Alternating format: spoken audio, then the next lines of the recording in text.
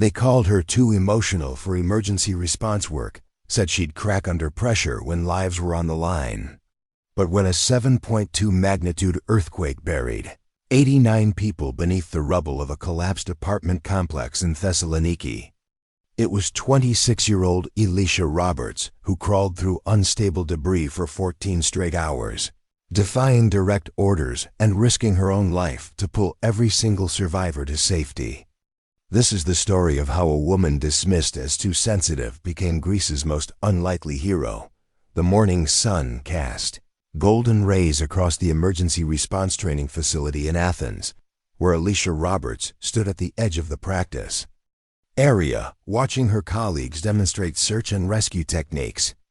At 26, she possessed an unusual combination of technical brilliance and emotional sensitivity that made her colleagues uncomfortable. Her dark hair was pulled back in a regulation ponytail, and her brown eyes held an intensity that most people mistook for fragility. Elisha had been working as a junior coordinator for the Hellenic rescue team for 18 months, and every morning felt exactly the same. She was highly competent at her assigned duties, managing equipment inventories, coordinating communication protocols, and analyzing structural engineering reports. But when it came to actual emergency deployments, she was consistently left behind. Her supervisors cited the same concerns repeatedly: too emotional, too invested, likely to become overwhelmed when faced with real trauma. The irony wasn't lost on her. She'd graduated top of her class from the National Technical University of Athens with a degree in structural engineering, had completed advanced certifications in emergency medicine, and could read building schematics faster than most architects. Yet here she stood, watching as her male colleagues practiced rope techniques and debris navigation while she updated spreadsheets. Roberts called out Captain Dimitri Stavros, the gruff team leader whose weathered face showed decades of rescue. Operations. Equipment check in Sector C. Make sure all the thermal imaging devices are calibrated and ready. Elisha nodded professionally, though inside she felt the familiar sting of being relegated to support duties. Stavros meant well, but he was part of an old-school mentality that saw emotional expression as weakness rather than strength. As she walked toward the equipment storage area, she passed the training zone where her colleague Andreas Nikolaitis was demonstrating confined space rescue techniques to a group of newer recruits. Andreas caught her eye and offered a sympathetic smile. He was one of the few team members who recognized her capabilities, though even he had never advocated for her inclusion in major deployments. Thermal imaging units, emergency medical supplies, structural analysis equipment, Elisha muttered to herself as she conducted the inventory. Each piece of gear represented lives that could be saved, situations where her knowledge could make the difference between success and tragedy. She knew every specification, every capability, every limitation of the equipment better than anyone else on the team. The Hellenic Rescue Team facility buzzed with its usual mid-morning activity. Radio communications crackled with routine updates from various emergency services across Greece. Weather reports, traffic incidents, small-scale medical emergencies, the daily rhythm of a country that sat at the intersection of tectonic plates and knew that disaster could strike without warning. Elisha completed her equipment check with characteristic thoroughness, documenting every detail in the digital system she'd personally redesigned to improve efficiency. Her modifications had reduced equipment preparation time by 30%, but such contributions were taken for granted. Technical competence was expected. What mattered for field deployment was the perceived ability to remain calm under extreme pressure. The training facility's main briefing room overlooked the practice areas where rescue scenarios played out daily. Through the windows, Elisha could see teams practicing the kinds of operations she'd studied extensively but never been permitted to join. Collapsed building scenarios, confined space rescues, mass casualty incidents, all situations where her engineering background and medical training would be invaluable. Her radio crackled with a routine communication check. Base to all units, conducting standard equipment verification. Roberts, confirm thermal imaging status. She responded with her characteristic precision, providing exact calibration readings and operational status for every device under her. Supervision. What none of her colleagues knew was how she spent her off-duty hours. While they relaxed or pursued typical recreational activities, Elisha had been quietly developing skills that far exceeded her official role. She'd completed advanced structural collapse courses through international programs, practiced emergency medicine scenarios with volunteer medical units, and studied every major earthquake rescue operation of the past decade. The breaking point had come 3 weeks earlier during a warehouse fire in Piraeus that trapped 2 workers in a smoke-filled storage area. As the team prepared for deployment, Elisha had approached Captain Stavros with detailed structural analysis of the building, pointing out potential collapse zones and suggesting optimal entry points based on her engineering expertise. "Roberts, that's not your concern," Stavros had replied curtly. "Focus on communications coordination. Leave the structural assessment to the field team." But Elisha had spent hours studying the building's blueprints, identifying weaknesses in the support structure that could prove catastrophic during the rescue operation, not during the actual operation. She'd monitored radio communications from the command center, listening as the rescue team encountered exactly the structural problems she'd predicted. A support beam had given way, temporarily trapping one of the rescuers and complicating the evacuation. The workers were eventually saved, but the operation took 3 hours longer than necessary and put additional personnel at risk. After the debrief, Elisha had submitted a detailed report outlining how her structural analysis could have prevented the complications. The response from her supervisors was swift and discouraging. "Your technical knowledge is valuable for support operations," wrote Deputy Commander Maria Papadopoulos in the official feedback, "but field operations require individuals who can maintain emotional stability under extreme stress. Your tendency toward intense personal investment in outcomes, while admirable, could compromise decision-making in crisis situations." The assessment stung because it contained a grain of truth wrapped in fundamental misunderstanding. Elisha did invest emotionally in rescue operations. She stayed awake at night, thinking about trapped victims, researched innovative rescue techniques on her own time, and felt genuine anguish when operations didn't go perfectly. But rather than seeing this as dedication, her supervisors interpreted it as liability. The pattern had repeated itself during subsequent incidents. During a mountain rescue operation in the Pindos Range, Elisha had identified optimal helicopter landing zones using topographical analysis, but her recommendations were overlooked in favor of less suitable sites chosen by the field commander. When flash floods threatened a village near Larissa, she developed evacuation routes based on hydrological modeling, only to watch as her colleagues implemented less efficient alternatives. Most frustrating was the feedback she received after each incident. "Excellent technical support," the evaluations consistently noted, "but shows signs of emotional over-involvement that would be problematic in high-stress field situations." The irony was that her emotional investment drove her to prepare more thoroughly than anyone else on the team. Her colleague Sophia Antoniades had tried to offer advice after one particularly frustrating evaluation meeting. "Maybe you need to appear more detached," Sophia suggested over coffee in the facility break room. "The commanders want to see cool professionalism, not passionate engagement."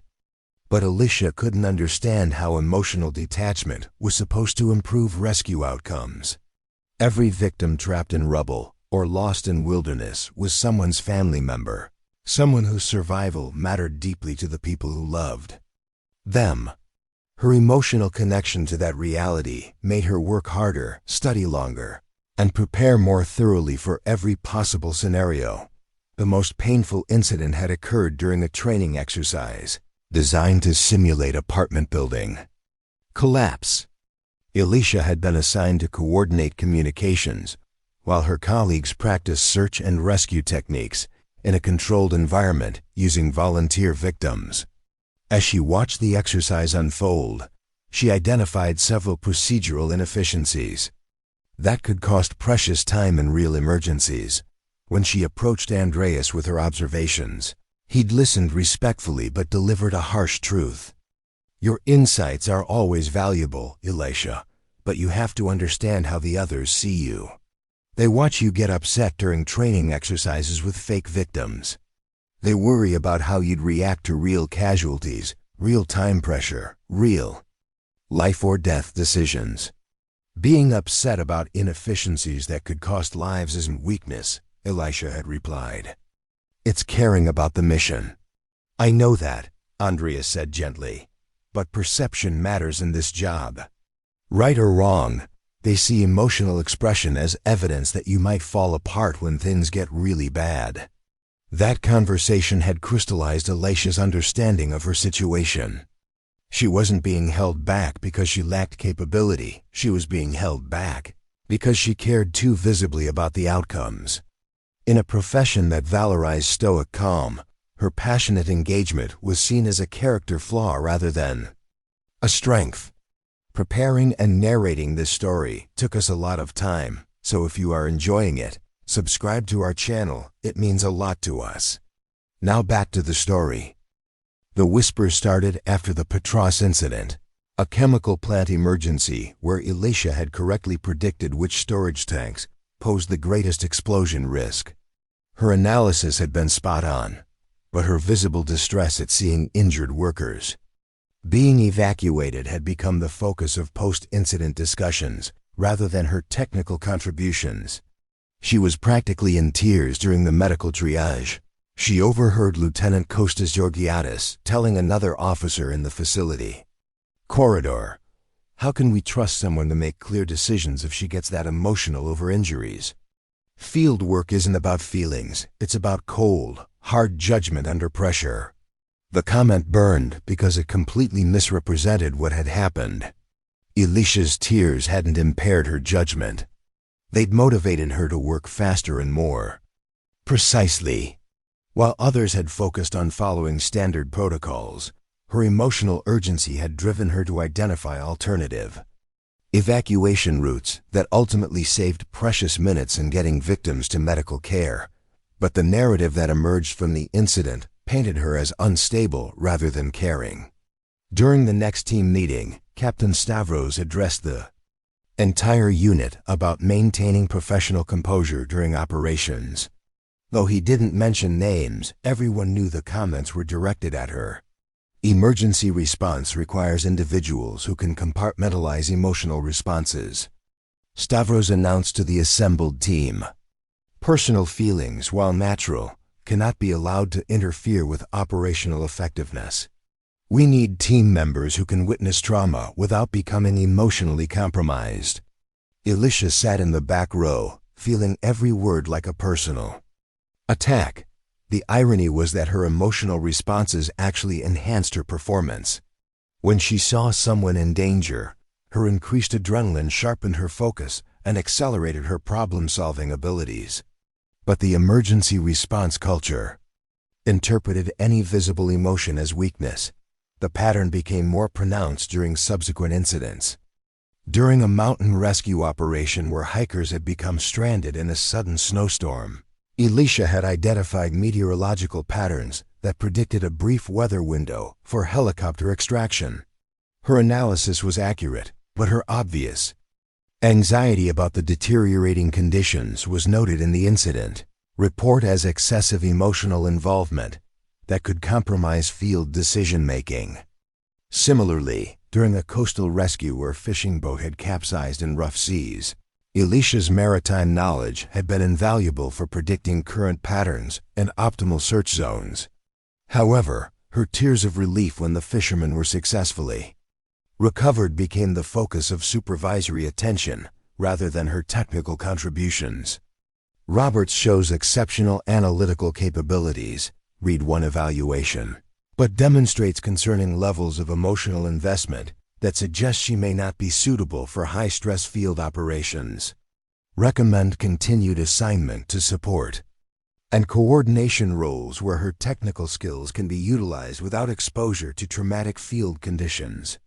The assessment frustrated Elisha because it assumed that emotional response and professional competence were mutually exclusive. In her experience, caring deeply about outcomes actually improved performance by maintaining focus on what truly mattered, saving lives. But the emergency response establishment valued the appearance of emotional detachment over actual results. Her colleague Maria Costas had attempted to provide perspective during one of their informal conversations. The commanders aren't necessarily wrong about field stress, Maria explained over lunch in the facility cafeteria. I've seen strong people break down completely when faced with multiple casualties or impossible rescue scenarios. They worry that someone who shows emotion during routine operations might collapse entirely during major disasters. But I don't break down, Elisha replied. I get more focused, more determined. My emotions drive me to work harder, not to give up. I believe you, Maria said. But they see tears during training exercises and assume you'll be hysterical during real emergencies. Fair or not, that's the perception you're fighting against. The most damaging incident occurred during a simulation exercise designed to test response protocols for building collapse. The scenario involved volunteer actors playing trapped victims, complete with realistic makeup and scripted distress calls. As Elisha coordinated communications from the command center, she became visibly emotional listening to the simulated cries for help, even though she maintained perfect protocol adherence and identified several procedural improvements during the exercise. Her emotional reactions became the primary focus of the post-exercise debrief. Roberts was observed becoming tearful during victim communications, noted the evaluation report. This level of emotional reactivity during a training exercise raises serious concerns about stability during actual emergency conditions. The assessment felt like a death sentence for her field deployment aspirations. If showing emotion during a fake emergency was considered disqualifying, how could she ever prove her capability for real operations? The evaluation system seemed designed to penalize the very qualities that made her effective, caring about outcomes and maintaining emotional connection to the human cost of emergency situations. What Captain Stavros and his team didn't know was how Elisha spent her evenings and weekends. While her colleagues relaxed or pursued conventional hobbies, she had systematically developed capabilities that far exceeded anything expected for her official role. Her small apartment near the Acropolis had been transformed into an informal research center for emergency response techniques. Every surface was covered with technical manuals, structural engineering textbooks, and case studies from major disaster operations around the world. She'd studied the 2011 Christchurch earthquake response, analyzing every decision made during the search and rescue operations. She'd memorized the protocols used during the 2009 L'Aquila earthquake in Italy, understanding how building construction patterns affected collapse behaviors and survivor locations. Her computer contained detailed databases of building construction methods used throughout Greece, organized by decade and region. She knew that pre-1960 buildings in Thessaloniki used different concrete formulations than those built after seismic code updates. She understood how Ottoman-era foundations in older neighborhoods would behave differently during earthquakes compared to modern engineering standards. On weekends, Elisha volunteered with mountain rescue teams in the Parnatha Range, developing skills in rope work, confined space navigation, and emergency medicine that went far beyond her official training requirements. The volunteer teams appreciated her dedication and didn't question her emotional investment in rescue outcomes. Here, passion was seen as an asset rather than a liability. She'd also quietly completed advanced certifications through international programs that most of her colleagues had never heard of. Online courses from Swiss Alpine Rescue covered techniques for extracting victims from unstable debris. American urban search and rescue programs had taught her about reading structural damage, patterns to predict safe passage routes through collapsed buildings. Her medical training extended well beyond the basic first aid required for her coordination role. She'd completed emergency medicine courses typically reserved for paramedics, learning advanced trauma care, triage protocols, and field surgery techniques. When practicing with volunteer medical units, she demonstrated the ability to maintain precise technical skills even while emotionally engaged with patient outcomes. Most significantly, Elisha had developed an intuitive understanding of victim psychology during disaster situations. Through extensive research and volunteer work, she'd learned how trapped survivors behaved under different stress conditions, how to maintain their psychological stability during extended rescue operations, and how to extract crucial information about their condition and location through careful communication techniques. Her apartment's spare bedroom had been converted into a technical library, containing resources that most emergency response facilities couldn't afford. Structural engineering software allowed her to model building collapse scenarios based on different earthquake intensities and directions. Meteorological analysis programs helped her understand how weather conditions affected rescue operation feasibility. She'd also acquired specialized equipment through careful budgeting and international contacts. Portable ultrasonic detectors could identify survivor movements through debris. Advanced thermal imaging devices provided more precise readings than the standard equipment used by her unit. Lightweight but powerful communication systems ensured reliable contact even in challenging electromagnetic environments. Every major earthquake or building collapse anywhere in the world became a learning opportunity. Elisha analyzed post-incident reports, studied survivor testimonials, and examined photographic evidence to understand patterns in structural failure and rescue success factors. She developed an encyclopedic knowledge of how different building materials and construction methods affected both collapse patterns and rescue accessibility. Her research had revealed critical gaps in standard emergency response protocols used. In Greece, most procedures were based on generic international guidelines rather than specific characteristics of Greek architecture and geology. Her modifications addressed these regional factors, potentially improving rescue effectiveness by significant margins. But perhaps most importantly, Elisha had developed emotional resilience techniques that allowed her to maintain caring engagement without becoming overwhelmed. Through meditation, stress management training, and psychological research, she'd learned to channel emotional investment into enhanced performance rather than allowing it to become debilitating anxiety. None of this preparation was visible to her supervisors, who continued to see only her emotional responses during official operations. They had no idea that she spent 40 hours per week beyond her regular duties, developing capabilities that exceeded those of most professional emergency responders worldwide. Her passionate investment in rescue work had driven her to achieve expertise levels that her colleagues couldn't imagine. The tragic irony was that the very emotional investment that disqualified her from field operations had motivated her to become more prepared for emergency response than anyone else in the Hellenic rescue team. While others relied on standard training and protocol adherence, Elisha had developed innovative approaches based on comprehensive understanding of structural engineering, human psychology, and disaster response logistics. October 5th-10th had dawned clear and sunny across Thessaloniki, with temperatures reaching an unseasonably warm 24 degrees Celsius. The morning briefing at the emergency response facility covered routine matters, equipment maintenance schedules, upcoming training exercises, and coordination with regional emergency services.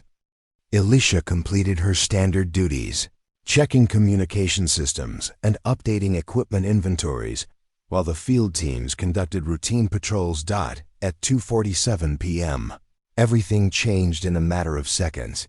The earthquake struck with devastating suddenness, a 7.2 magnitude tremor that originated 15 kilometers southeast of the city center.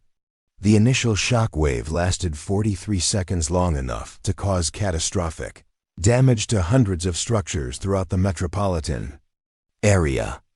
Emergency alarms immediately activated across every response facility in northern Greece. Elisha was updating equipment logs when the ground began to shake. The building's seismic isolation systems prevented structural damage to the emergency facility, but the violent motion was unmistakably powerful.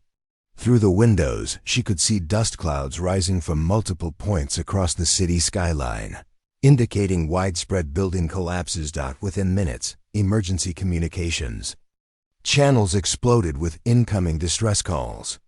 The scale of the disaster quickly became apparent as reports flooded in from across Thessaloniki. The old residential district of Anopoli had suffered extensive damage due to its older building construction. The port area experienced soil liquefaction that destabilized several warehouses. But the most catastrophic single incident was the complete collapse of the Alexandros apartment complex in the Kalamaria district. Multiple building collapse. Kalamaria sector crackled through the emergency radio. Alexandros complex, 12 stories, complete structural failure. Estimated 89 residents trapped in debris, requesting immediate search and rescue deployment. The Alexandros complex was a nightmare scenario for any rescue operation. Built in 1987 using construction methods that predated current seismic codes, the building had collapsed into what structural engineers called a pancake failure, each floor falling directly onto the one below, creating layers of compacted debris with minimal void spaces for survivors. Captain Stavros immediately began coordinating the emergency response. All field teams prepare for major deployment. Andreas, take Team Alpha to Kalamaria. Sophia, coordinate with medical services for mass casualty preparation. Roberts, establish communications command center and maintain contact with all units. As reports continued to arrive, the magnitude of the challenge became clear. The collapsed building measured approximately 50 meters by 30 meters and had fallen into a debris pile roughly 8 meters high. Concrete slabs, steel reinforcement bars, and household contents were jumbled together in a chaotic mass that would be extremely dangerous to navigate. Initial reconnaissance teams arrived at the collapse site within 30 minutes and immediately confirmed the worst fears. Command, this is Team Alpha on scene. Complete structural collapse, debris field is unstable. We're detecting multiple audio signals indicating survivors, but access routes are extremely limited. Recommend immediate deployment of heavy machinery for debris removal, but heavy machinery posed its own risks. The weight of excavation equipment could trigger secondary collapses that would crush any remaining void spaces where survivors might be located. Moreover, the building had fallen across a narrow street, limiting access for large vehicles. Elisha monitored the radio communications from the command center, her mind automatically analyzing the structural challenges based on her extensive knowledge of building construction and earthquake engineering. The Alexandros complex had used a reinforced concrete frame, designed with masonry infill walls, a combination that was particularly vulnerable to pancake collapse during seismic events. Troubling was the time factor. Statistical analysis of earthquake survivability showed that rescue probability dropped dramatically after the first 72 hours. With 89 people potentially trapped, every minute of delay could mean the difference between life and death for multiple families. As the afternoon progressed, additional complications emerged. A gas leak from damaged utility lines created explosion hazards that prevented rescue teams from using certain types of equipment. Structural engineers on scene determined that much of the debris was too unstable for conventional rescue approaches.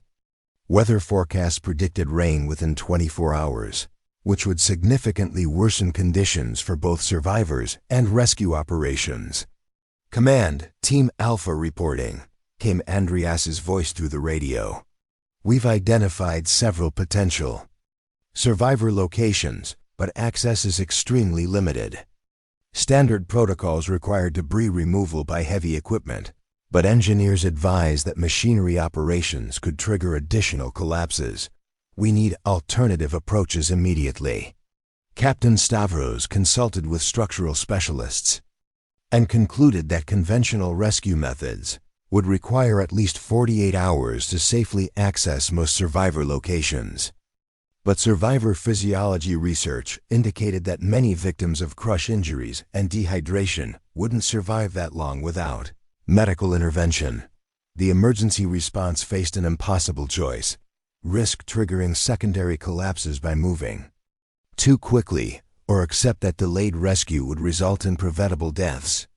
Standard protocols provided no adequate solution for the specific combination of structural instability and time pressure presented by the Alexandros complex collapse. As evening approached, the situation grew increasingly desperate. Survivor communication attempts had identified at least 23 individuals still alive within the debris, including several children. Their voices were growing weaker, and medical experts warned that their condition would deteriorate rapidly without immediate assistance. By nightfall, the limitations of conventional rescue approaches had become devastatingly apparent. The emergency response teams had been working for 6 hours, but their progress remained minimal due to the unique challenges presented by the Alexandros complex collapse. Alpha had managed to extract only 3 survivors from the periphery of the debris, field individuals who had been trapped in areas where the building's collapse had created accessible void spaces. But the remaining 86 people were buried deeper, within the unstable rubble, in locations that couldn't be reached through standard rescue protocols.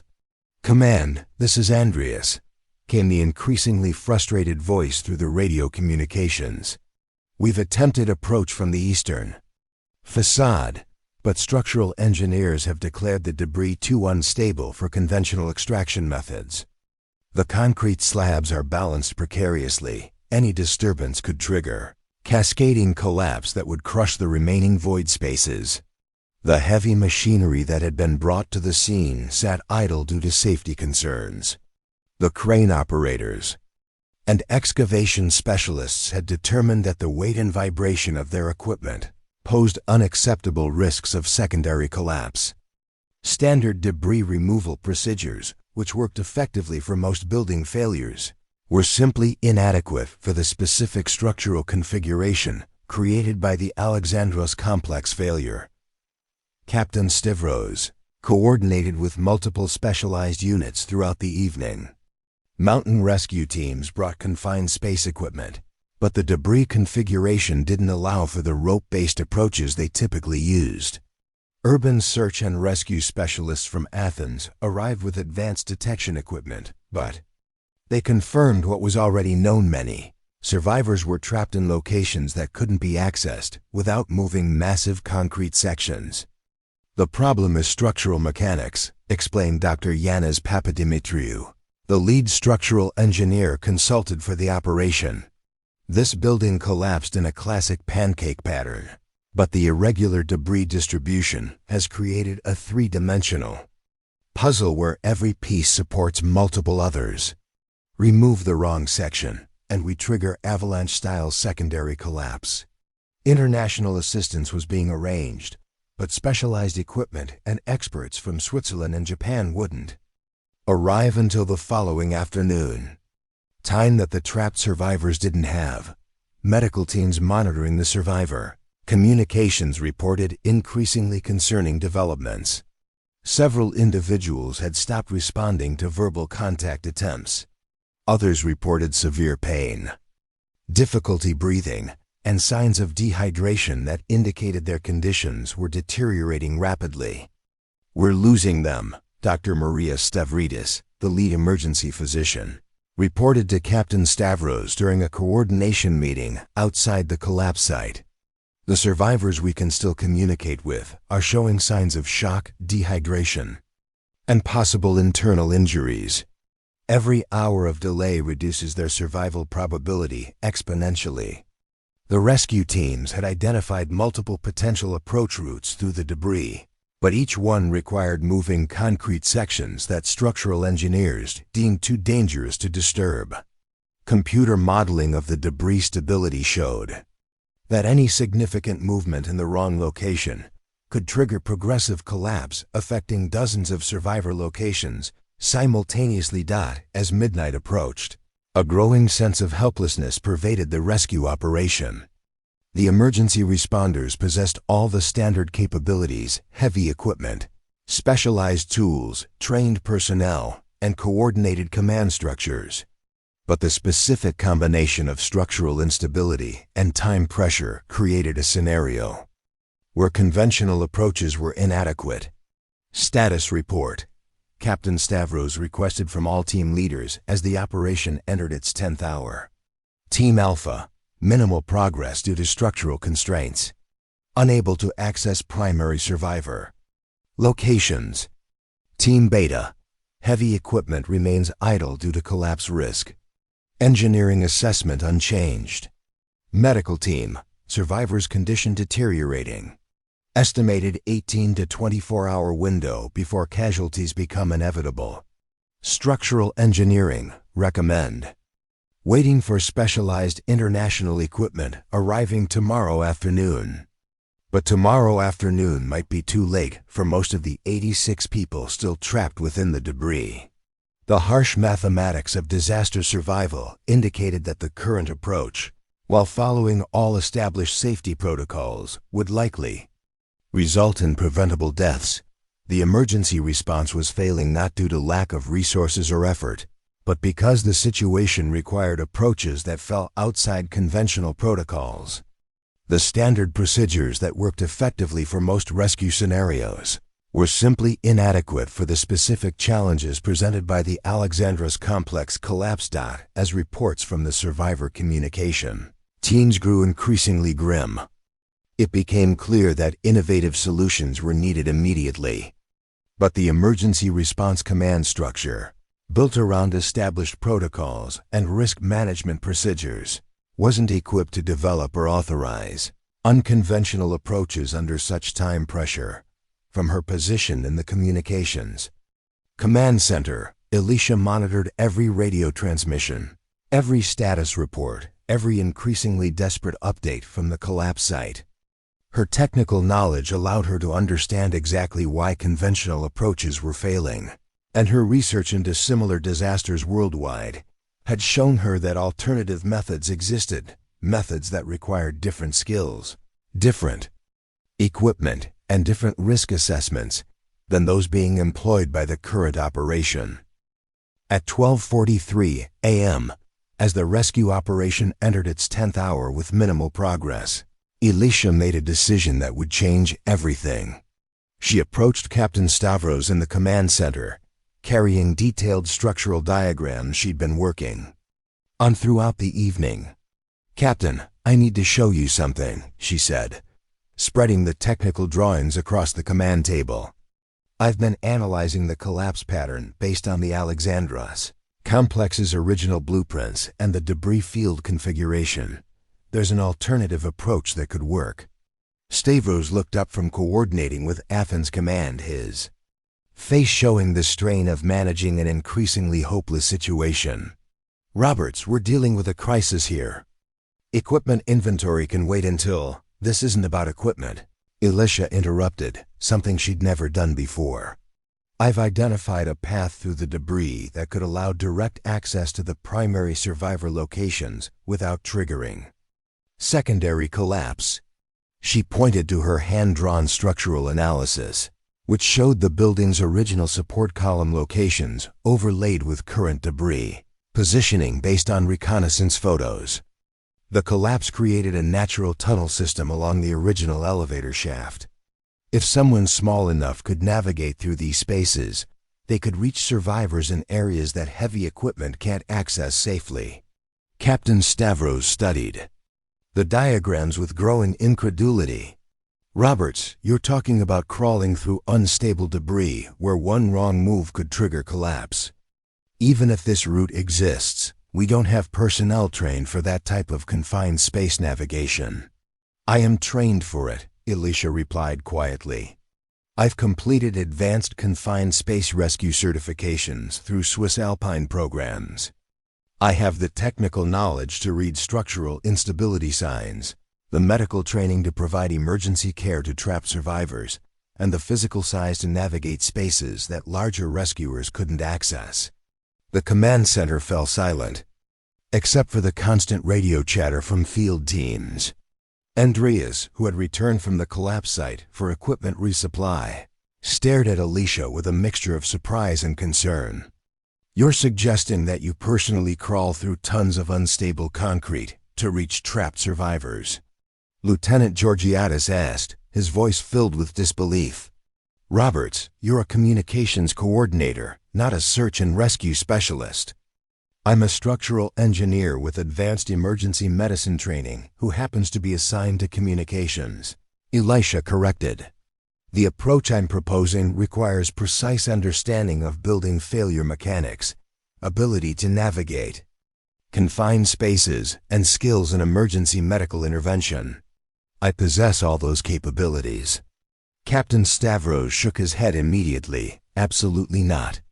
Even if your analysis is correct, which is questionable, I cannot authorize untrained personnel to attempt something this dangerous. You have no field experience with actual rescue operations. Then people are going to die, Elisha said, her voice steady despite the emotion behind it. The survivors we're still communicating with won't last another 12 hours.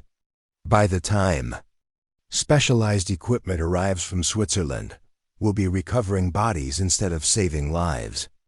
Dr. Papadimitriou, who had been listening to the exchange, examined Elisha's structural diagrams with growing interest. These calculations are actually quite sophisticated, he admitted. The proposed route does follow natural void spaces that would have been created by the elevator shaft collapse. But the safety margins are extremely narrow. Every rescue operation involves calculated risks, Elisha pressed. The question is whether we accept certain casualties by continuing current approaches, or whether we attempt an alternative that might save lives that will otherwise be lost. Andreas stepped forward, his expression conflicted. Elisha, even if your route analysis is correct, you're talking about spending hours alone in a debris field where communication might be impossible. If something goes wrong, we couldn't reach you to provide assistance. I understand the risks, she replied. But I also understand that 86 people are currently dying while we debate safety protocols. My emotional investment in their survival, which you've all seen as a weakness, is what's driven me to develop capabilities that might actually save them. Captain Stavros consulted quietly with Dr. Papadimitriou and Lieutenant Georgiadis before returning his attention to Elisha. Roberts, your intentions are admirable, but I cannot authorize an untested approach by personnel without field certification. The liability issues alone would be— Captain, Elisha interrupted again, her voice growing more intense. I'm not asking for authorization. I'm informing you that there's a viable approach to save these people, and I'm the only person currently unseen with the combination of skills necessary to attempt it. You can choose to support this effort or not, but the opportunity exists. The implications hung heavy in the command center air. Elisha was essentially proposing to conduct an unauthorized rescue operation, something that could result in disciplinary action, criminal charges, or her own death. But she was also presenting what might be the only realistic chance to save dozens of lives. The answer is no, Stavros said firmly. I will not permit unauthorized personnel to attempt a suicide mission, regardless of the circumstances. We continue with established protocols and wait for proper equipment. Elisha looked at the faces around her colleagues who had spent months dismissing her capabilities, who were now faced with the possibility that her despised emotional investment might be the key to saving lives they couldn't reach through conventional methods. "I need some air," she said quietly, walking toward the command center exit. Outside the emergency command center, Elisha stood in the cool October night air, looking toward the distant glow of emergency lights at the Alexandros complex collapse site. Radio communications from the field teams painted an increasingly grim picture as the rescue operation entered its 11th hour with minimal progress. "Command Team Alpha reporting." Andreas's voice crackled through her portable radio. "We've lost voice contact with survivor group in Sector 7. Medical team advises that silence likely indicates loss of consciousness due to dehydration and possible internal injuries." Sector 7 was exactly where Elisha's proposed route would have provided access. Her structural analysis had identified that location as containing the highest concentration of survivors, but also as the area most inaccessible through conventional rescue approaches. She pulled out her smartphone and reviewed the photographs she'd taken of the original building blueprints, overlaying them mentally with reconnaissance images from the collapse site. The route she'd identified was dangerous, but feasible. More importantly, it was the only approach that could reach the trapped survivors before their conditions became fatal. A text message from her sister Elena in London appeared on her screen. "Saw news about Thessaloniki earthquake. Are you safe? Thinking of you and hoping you're helping people." Elena's message crystallized something for Elisha. Her sister had always understood that Elisha's emotional sensitivity was a strength rather than a weakness. It drove her to care more, prepare better, and fight harder for people who needed help. Captain Stavros emerged from the command center, his face showing the strain of coordinating a failing operation. "Roberts, I know you're frustrated, but we have to follow protocols. Too many people have died in rescue operations because someone decided to be a hero instead of following established procedures. How many people are dying right now because we're following procedures that don't work for this situation?" Elisha asked. "Captain, I've spent 18 months proving that I can handle pressure. Every time there's been an emergency, I've maintained perfect coordination under stress while also identifying improvements that could save more lives. Coordination from a command center is different from field operations," Stavros replied. "You've never been in actual danger, never had to make life or death decisions while trapped in unstable debris." Elisha almost laughed at the irony. "I make life or death decisions every time I coordinate rescue communications. When I relay information about survivor locations, medical conditions, or structural hazards, those decisions directly affect whether people live or die. The only difference is that I've been doing it from a safe distance." Her radio crackled with another update. "Command medical team reporting. Survivor in Sector 4 is showing signs of crush syndrome.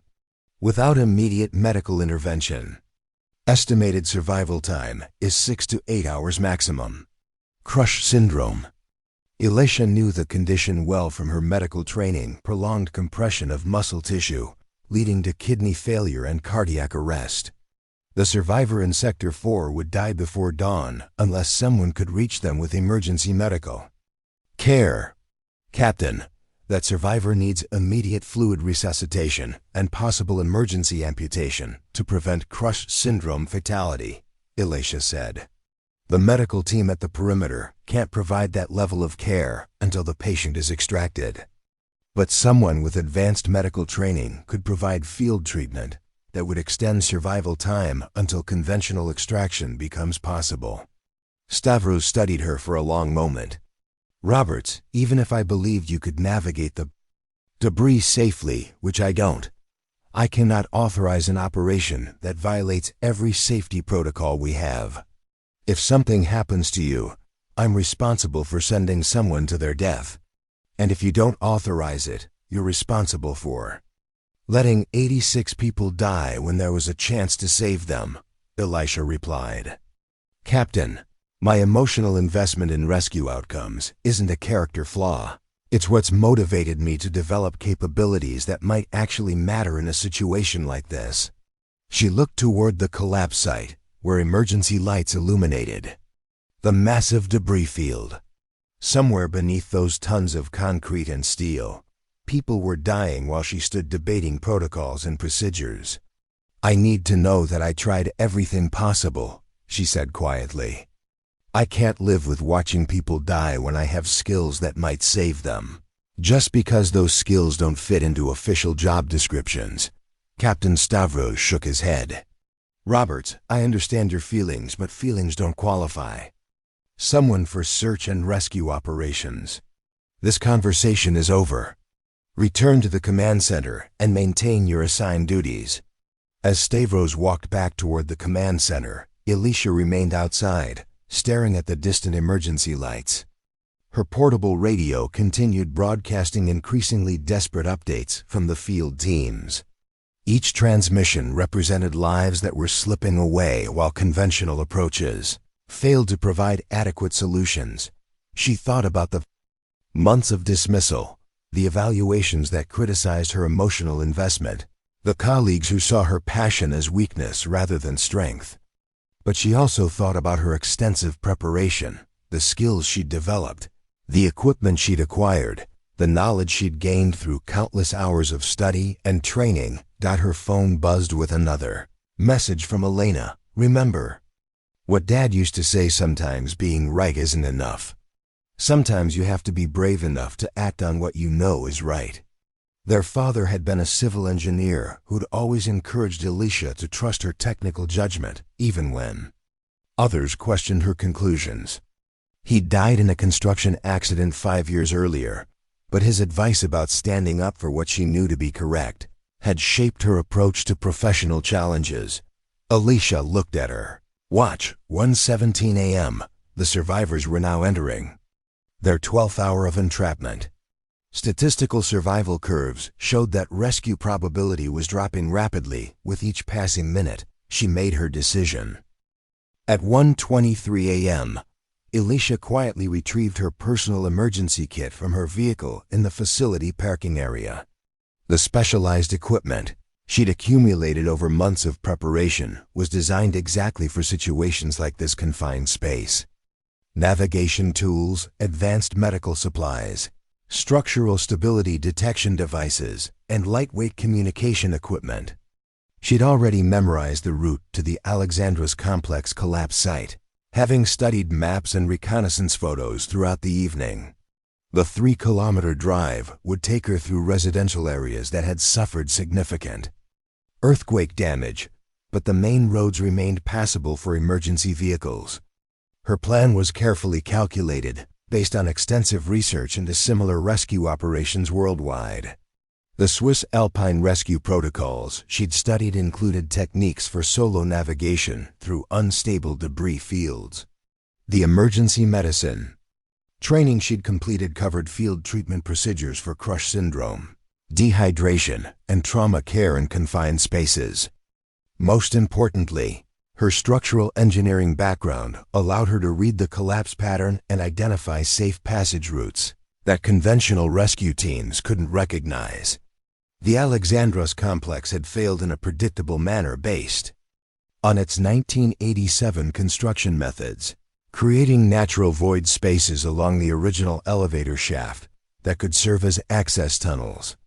The drive to the collapse site took 12 minutes through damaged streets illuminated by emergency lighting. As she approached the disaster perimeter, Elisha could see the massive scale of the debris field, 12 stories of reinforced concrete and steel compressed into a chaotic pile roughly 8 meters high and covering most of a city block. Emergency vehicles surrounded the site, their rotating lights casting eerie shadows across the rubble. She parked her vehicle in a service area away from the main command post, knowing that her unauthorized presence would be quickly detected if she approached through official channels. The perimeter security was focused on keeping civilians away from the dangerous debris field rather than preventing emergency personnel from accessing the site. Elisha's official uniform and equipment allowed her to move through the outer security zone without attracting attention. She approached the debris field from the eastern side, where reconnaissance teams had identified the most promising access point to the elevator shaft route she'd mapped. The concrete slabs were balanced precariously, creating narrow passages between sections that would be impassable for larger individuals, but might accommodate someone of her size. Before beginning her descent into the debris, Elisha activated her emergency locator beacon and set up her portable communication relay. The equipment would maintain contact with emergency frequencies even if her primary radio failed, ensuring that any survivors she located could be reached by conventional rescue teams once their positions were confirmed. Her first challenge was navigating the unstable outer layer of debris without triggering secondary collapse. Every step required careful weight distribution and testing of concrete stability before committing to movement. Her structural engineering knowledge proved invaluable, as she identified which debris sections could support her weight and which were balanced too precariously to disturb. The route through the collapsed elevator shaft was even more challenging than her analysis had predicted. Decades of debris, twisted elevator cables, and damaged infrastructure created a three-dimensional maze that required both technical climbing skills and intimate knowledge of building construction patterns. After 45 minutes of careful navigation, Elisha reached the first survivor location her analysis had identified. A section of floor slab had fallen at an angle, creating a triangular void space where she could hear weak voice responses to her calls. "Hello, can anyone hear me? This is Elisha with emergency rescue. I'm here to help you." A weak voice responded from the darkness. "Yes, we're here. There are 3 of us, but Maria isn't responding anymore." Elisha squeezed through the narrow opening into the void space, finding 3 residents of the building trapped beneath a section of concrete that had protected them from the full weight of the collapse. 2 were conscious but showing signs of dehydration and possible internal injuries. The 3rd, Maria, was unconscious but still breathing. Using her advanced medical training, Elisha quickly assessed their conditions and provided emergency care within the constraints of the confined space. 4 fluids for dehydration, pain management for obvious fractures, and stabilization procedures for the unconscious woman. "How long have you been down here?" asked one of the conscious survivors, an elderly man named Dimitris. "Someone will get you out soon," Elisha replied, though she knew conventional rescue approaches might take many more hours to reach this location. "I need to check on other people, but I'll mark your location so the main rescue teams can find you quickly." She left emergency medical supplies and activated a locator beacon that would guide conventional rescue teams directly to the survivor location. Her route analysis had identified 6 more potential survivor sites that could be reached through the debris tunnel system. The next location contained a family of 4, including 2 children who had been protected by a reinforced bathroom that had partially withstood the collapse. All were conscious but trapped by debris that would require careful removal to prevent further collapse.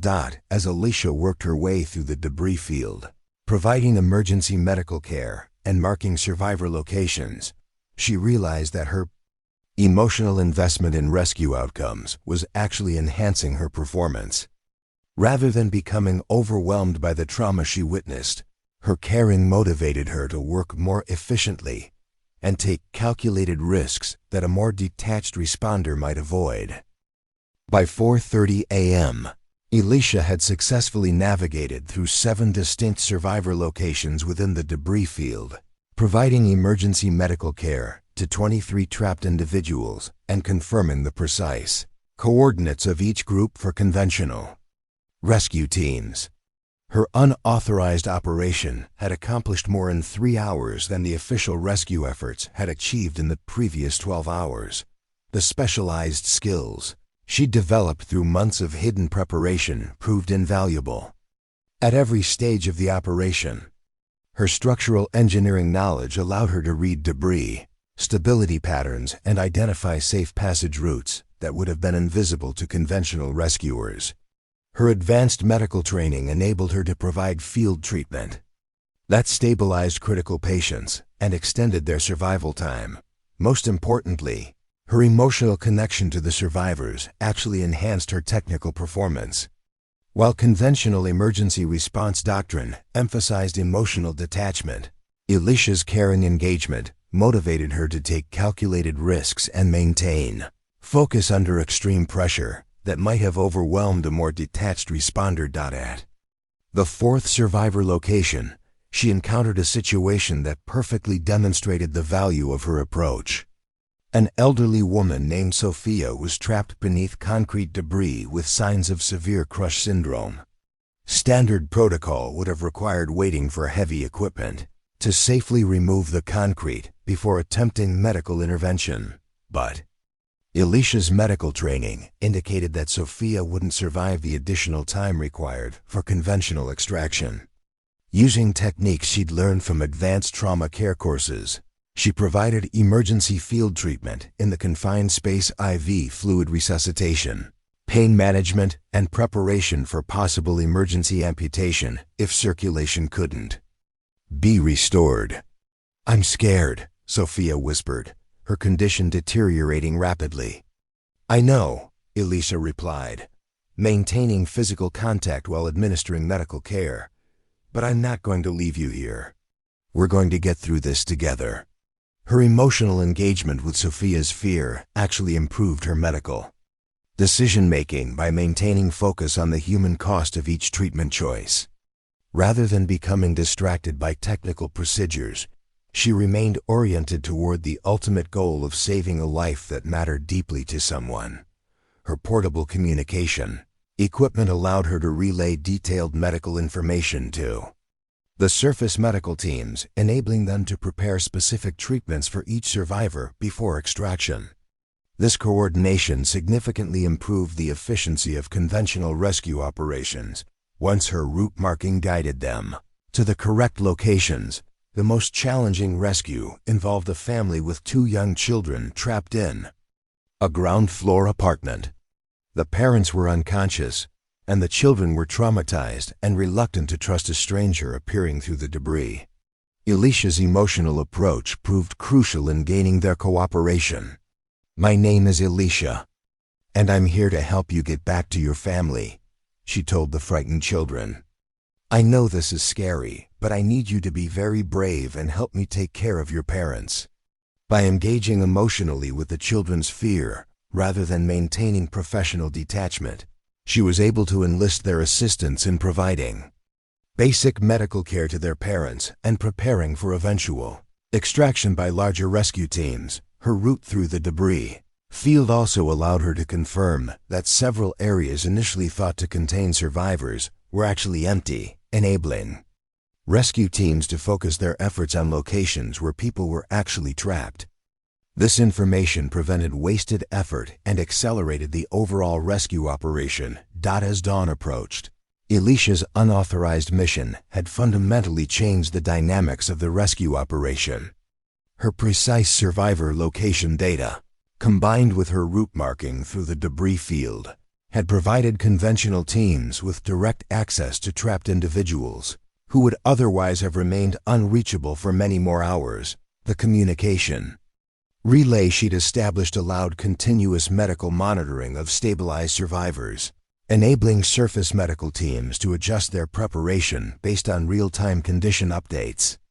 Several individuals who might have died from untreated crush syndrome or dehydration had received life-saving interventions that extended their survival time. Until conventional extraction became possible, her structural analysis had also identified several debris sections that were more unstable than initial assessments had indicated, preventing conventional rescue teams from triggering secondary collapses that could have been catastrophic. By 5:45 a.m., as emergency lights gave way to natural dawn illumination, Elisha had completed her circuit through the debris field and was preparing to guide conventional rescue teams to the marked survivor locations. Her emotional investment in the rescue outcomes far from being a liability, had motivated her to achieve results that exceeded what any of her colleagues had thought possible.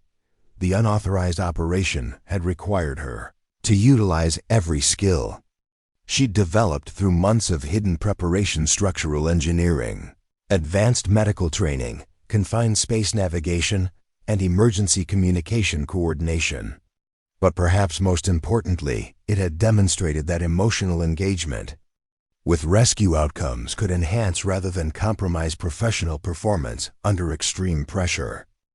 At 6:12 a.m., as the first rays of sunlight illuminated the Alexandros complex debris field, Elisha emerged from her final survivor location, carrying the 2-year-old child, whose parents had been trapped in what remained of their ground-floor apartment. The toddler, named Kostas, had been protected by his parents' bodies when the building collapsed, but both adults required immediate medical attention for severe injuries. Her unauthorized 14-hour mission through the unstable debris had achieved what conventional rescue operations had been unable to accomplish. She had located and provided emergency medical care to 89 trapped survivors, marking their exact positions and establishing communication relays that would guide conventional rescue teams directly to each location. The scale of her success became apparent as dawn revealed the full extent of her route marking system throughout the debris field. Colored flags and electronic beacons created a clear path through the collapsed building, indicating safe passage routes and survivor locations that conventional teams could now access with significantly reduced risk of triggering secondary collapses. Stavros was coordinating the morning shift change when his radio crackled with an unexpected transmission. "Command, this is Roberts. I'm emerging from the debris field with survivor number 89. All trapped individuals have been located and marked for conventional extraction. Transmitting coordinates now." The command center fell silent as the implications of her transmission became clear. Elisha had not only survived her unauthorized mission, but had accomplished the seemingly impossible task of reaching every trapped survivor in the collapsed building. "Roberts, confirm your status," Stavros responded, his voice filled with disbelief. "Are you saying you've located all 89 missing residents?" "Confirmed, Captain. All survivors have received emergency medical care and are marked for extraction. Several require immediate surgical intervention, but all are stable for transport. I'm transmitting detailed medical assessments and structural access routes to your position now." The rescue teams that had struggled for 15 hours to reach even the periphery of the debris field suddenly found themselves with precise roadmaps to every survivor location. Elisha's route marking system enabled them to navigate directly to trapped individuals without the dangerous trial and error approaches they'd been forced to use previously. Andreas led the first conventional team into the debris field using Elisha's marked route.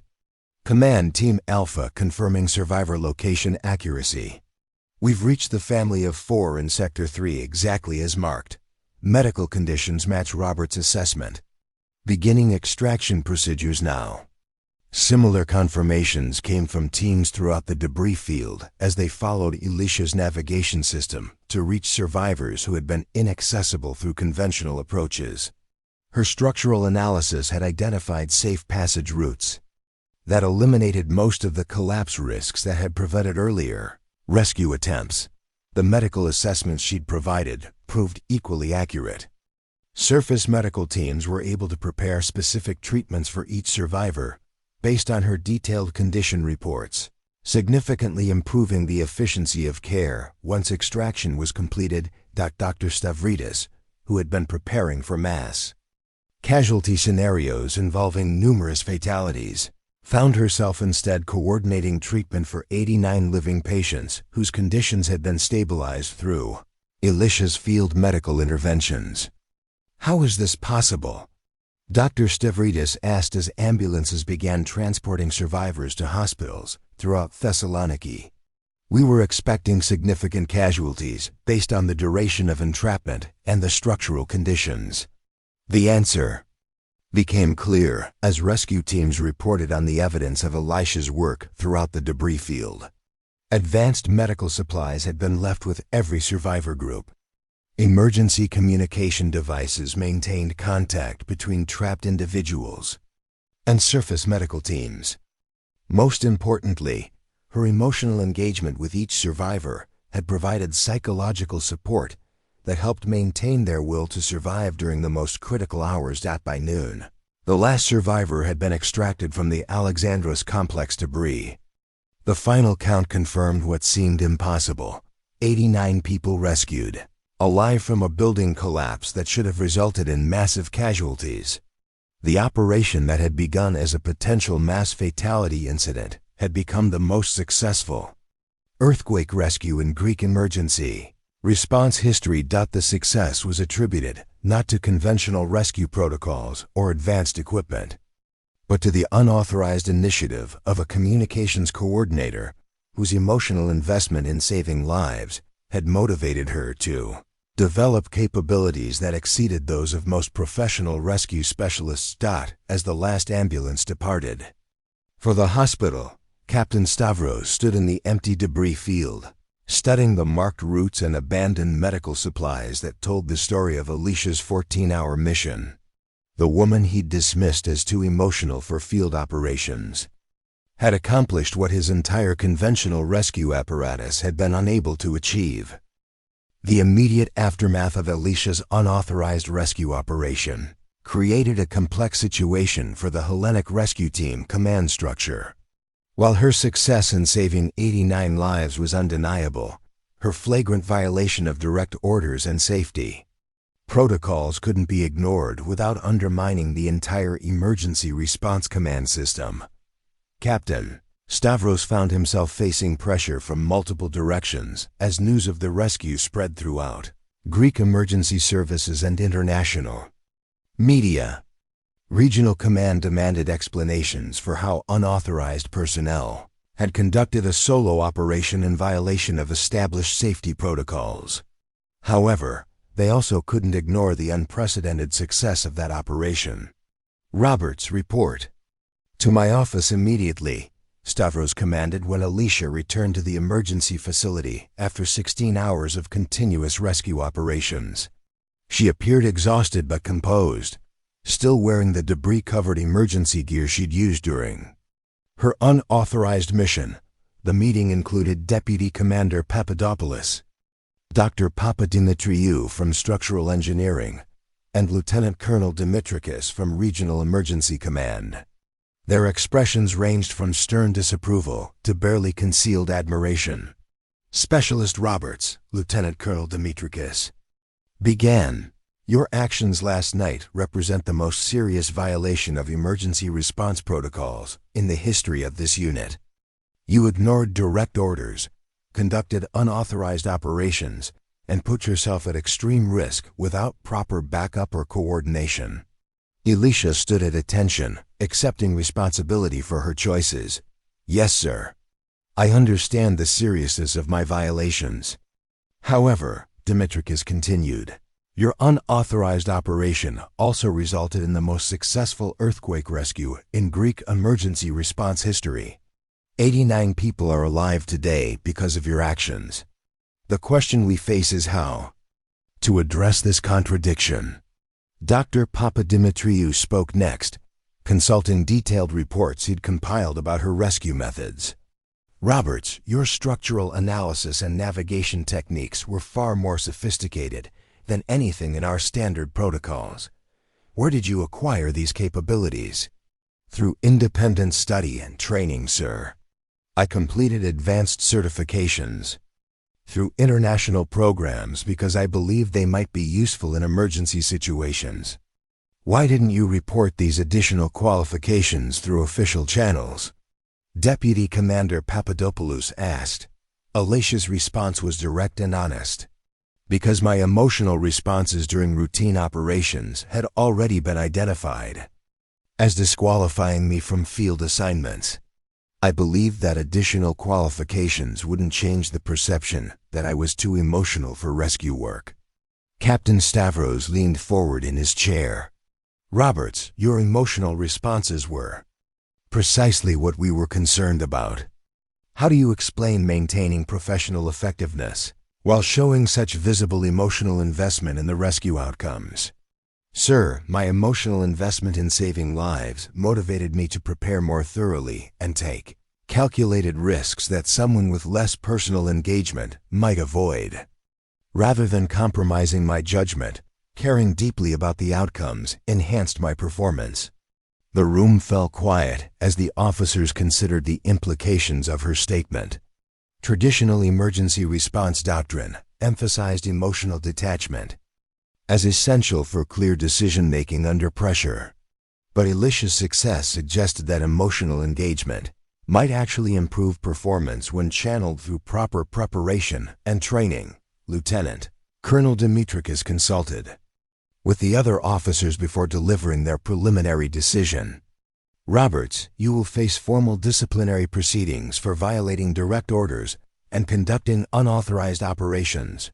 However, given the extraordinary success of your mission and the lives saved through your actions, these proceedings will focus on developing new protocols rather than punitive measures. The announcement represented a fundamental shift in how the emergency response establishment viewed the relationship between emotional engagement and professional competence. Rather than treating Elisha's passionate investment as a character flaw, they were beginning to recognize it as a potential asset that had been improperly channeled. More importantly, Dimitrakis continued, you're being immediately transferred to advanced search and rescue operations with a mandate to develop new protocols based on your innovations. Your unauthorized operation revealed significant gaps in our conventional approaches that need to be addressed. The transformation was remarkable. In less than 24 hours, Elisha had gone from being dismissed as too emotional for field work to being recognized as someone whose emotional investment had driven her to develop capabilities that could revolutionize emergency response. Operations. News media coverage of the rescue operation focused on the human interest aspects. 89 families reunited, children saved, grandparents who survived against impossible odds. But within emergency response circles, the technical innovations Elisha had demonstrated were generating intense interest and discussion. International rescue organizations began requesting details about her navigation techniques, medical protocols, and structural analysis methods. The Swiss Alpine rescue team that had provided some of her training invited her to present case studies of her debris field navigation approaches. Most significantly, the Greek Ministry of Civil Protection announced a comprehensive review of emergency response protocols with specific focus on incorporating emotional engagement as a potential asset rather than treating it as a liability.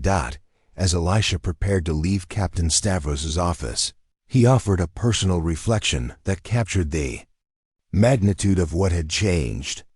Roberts, I spent months trying to protect you from field operations because I thought your emotional responses made you vulnerable. It never occurred to me that those same responses were what made you strong enough to save 89 people. 6 months after the Alexandros complex rescue, Elisha Roberts stood before an international conference of emergency response specialists in Geneva, presenting the revolutionary protocols she'd developed based on her unauthorized rescue operation. The same emotional investment that had once been seen as disqualifying her for field work was now recognized as the driving force behind innovations that were transforming emergency response operations worldwide. The conference hall was packed with search and rescue professionals from 37 countries, all eager to learn from the woman who had accomplished what conventional wisdom said was impossible. Her presentation, titled Emotional Engagement as Enhancement, Redefining Professional Competence in Crisis Response, challenged fundamental assumptions about the relationship between caring and capability. Traditional emergency response doctrine emphasizes emotional detachment, Elisha explained to the international audience. But our experience in Thessaloniki demonstrated that emotional investment, when supported by proper preparation and technical expertise, can actually enhance performance under extreme pressure rather than compromising it. Her new role as Director of Advanced Rescue Operations for the Hellenic Emergency Services had enabled her to implement systematic changes based on lessons learned during her unauthorized mission. Teams were now trained to recognize and channel emotional engagement as a source of motivation rather than treating it as a weakness to be suppressed. The protocols she developed were being tested by rescue organizations across Europe with remarkable results. Teams that incorporated emotional engagement techniques showed improved persistence under pressure, enhanced creativity in problem solving, and stronger connections with survivors that improved psychological outcomes for rescued individuals. Back in Thessaloniki, the emergency response facility had been transformed into a training center where international rescue specialists came to learn the innovative approaches Elisha had pioneered. The same building where she'd once been dismissed as too emotional for fieldwork now housed programs that taught emotional engagement as a core professional competency. Captain Stavros, who had been promoted to Regional Emergency Director, often reflected on how dramatically his understanding had changed.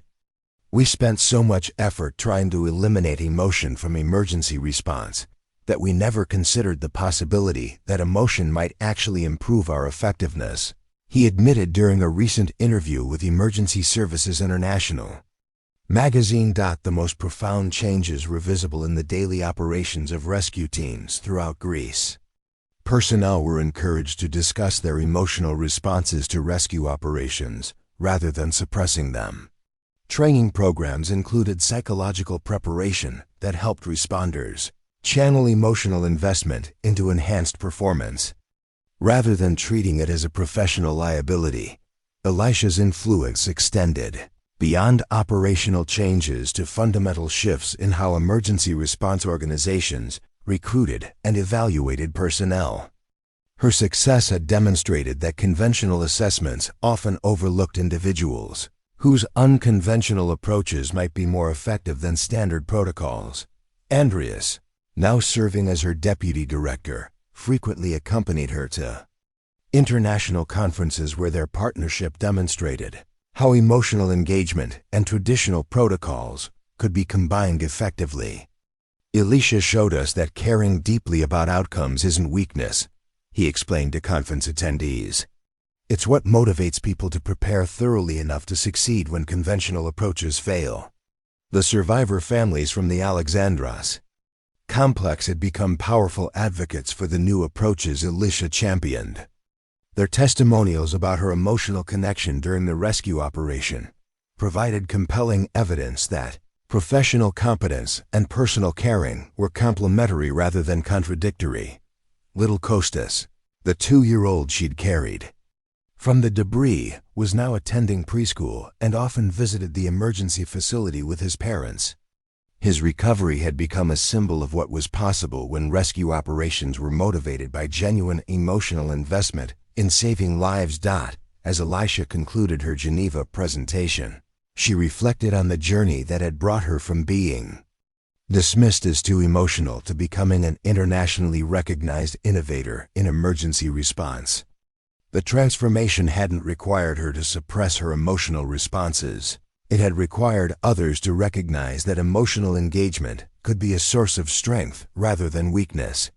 The lesson of Thessaloniki isn't that protocols don't matter, she told the international audience. It's that protocols work best when they're implemented by people who care deeply about the outcomes. Emotional investment in saving lives doesn't compromise professional competence, it enhances it. The standing ovation that followed her presentation represented more than appreciation for her rescue techniques. It represented recognition that the emergency response profession was evolving beyond traditional assumptions about emotion and effectiveness. Later that evening, as Elisha walked through Geneva's historic old town, she received a text message from Elena. Watched your presentation online. Dad would be so proud of how you proved that caring and competence aren't opposites, they're partners. The message reminded her that her success hadn't come from changing who she was, but from finding a professional environment that recognized her emotional investment as a strength rather than treating it as a weakness. The woman who had once been considered too emotional for emergency work had become living proof that the most effective rescue operations were motivated by deep emotional connection to the mission of saving lives. As she prepared to return to Thessaloniki, where new international rescue specialists were arriving for training in her innovative protocols, Elisha smiled at the irony of her transformation. The emergency response establishment had spent months trying to eliminate her emotional responses, not realizing that those same responses were what would drive her to achieve results that exceeded everyone's expectations. Her story had become a testament to the power of refusing to accept limitations imposed by others' misconceptions. Sometimes being told you couldn't handle pressure was just another way of saying you cared too much about getting it right. And sometimes caring too much was exactly what the situation required. Up next, you've got two more standout stories right on your screen. If this one hit the mark, you won't want to pass these up. Just click and check them out. And don't forget to subscribe and turn on the notification bell so you don't miss any upload from us.